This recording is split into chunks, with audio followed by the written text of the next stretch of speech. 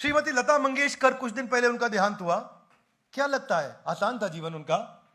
वो बोलती थी इंटरव्यू में, लता की समस्या केवल लता को ही मालूम है। लता मंगेशकर की जो तकलीफें हैं वो उसको ही पता है। उनकी अपनी छोटी बहन, सगी बहन आशा भोसले उनके अपने सेक्रेटरी के साथ चली गई थी। छोटी उम्र से उनको काम करना पड़ा। मां का उनका देहांत हो गया था 13 साल की उम्र में। घर में पहली बार काम करने वाली लड़की थी वो। बहनों में बड़ी थी। 70 साल के अंदर 1000 फिल्मों में 36 भाषाओं के अंदर उन्होंने अपनी मधुर आवाज से गाना गाया था। कभी शादी नहीं करी ताकि अपने परिवार को चला सकें। ये थी लता मंगेशकर। जिंदगी में बहुत स्ट्रगल किया उन्होंने। अपनी पढ़ाई पूरी नहीं कर सकी। 1963 के अंदर हमारे देश के तत्कालीन प्रधानमंत्री, उस समय इंडो चाइना, इंडो पॉक 2 बार वॉर्स हुए थे, आपको याद है? 63-71, यस नो? अभी वॉर खत्म हुआ था। वॉर खत्म होने के बाद उन्होंने हमारे देश के शहीदों के लिए गाना गाया था। जवाहरलाल नेहरू की आंखों में आंसू आ गए थे। मेरे वतन के लोगों, जरा आंख में भर लो पानी, जो शहीद हुए हैं उनकी इतना रोए थे उस समय प्रधानमंत्री। उस दिन के बाद वो बहुत पॉपुलर हो गई थी। भारत रत्न आज Guinness book of world record में उनका नाम आया था।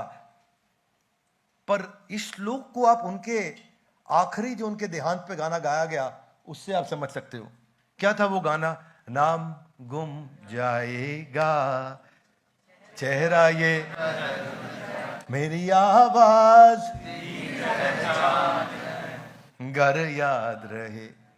दिस इज वो कृष्ण सिंह। सो अमृतत्वाय कल्पते। ऐसा व्यक्ति अमृतत्व को प्राप्त हो जाएगा। ऐसा व्यक्ति, आज से 90 साल पहले की बात बता रहा हूं, 3 गोल्ड मेडल भारत को दिलाए थे किसी ने, जो जादूगर था। 3 ओलंपिक्स में गोल्ड मेडल भारत के जादूगर ने दिलाए थे। लांस नायक बाद में बना था मेजर ध्यानचंद। मेजर ध्यानचंद ऐसे जादूगर थे। नीदरलैंड में भी उनकी हॉकी तोड़ी गई थी, ये देखने के लिए कि चुंबक तो नहीं है इसमें। जर्मनी में उनकी हॉकी तोड़ी गई थी, ये देखने के लिए चुंबक तो नहीं है उसमें। ऑस्ट्रिया के अंदर, ऑस्ट्रेलिया नहीं बोल रहा, यूरोप में ऑस्ट्रिया के अंदर 4 हाथों में हॉकी देकर के उनकी मूर्ति बनाई गई, ये दिखाने के लिए कि एक हाथ से नहीं, ये 4 हाथ से हॉकी इतनी तेज चलाता है। जो इंसान 4 हाथ से चलाएगा उससे ज्यादा तेज ये एक इंसान एक हाथ से चलाता है। 1928 के अंदर एम्स्टरडेम में, 1932 के अंदर लॉस एंजलिस में और 1936 के अंदर बर्लिन में 3 बार भारत को गोल्ड मेडल दिलाया था। हिटलर भी उनका बहुत कायल था, पूरी दुनिया उनकी कायल हो चुकी थी। सबसे सक्सेसफुल कैप्टन थे वो हमारे। आजकल जो हमारे इंडिया और पाकिस्तान का भी एशिया कप का मैच हुआ, हमारे बैट्समैन जितने बल्ले से रन बनाते थे उतने ही हॉकी से गोल मारा करते थे।